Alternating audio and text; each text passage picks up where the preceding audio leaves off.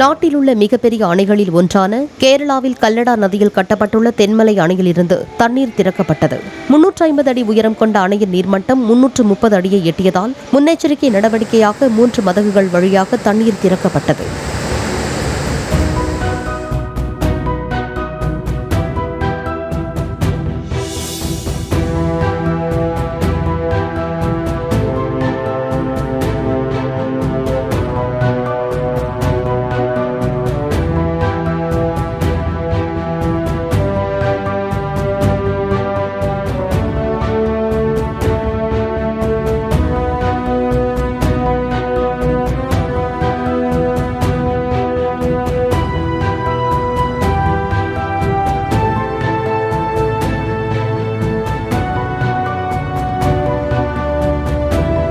Play store மற்றும் app ஸ்டோரில் இருந்து பாலிமர் செயலியை QR கோடு மூலம் பதிவிறக்கம் செய்யுங்கள்.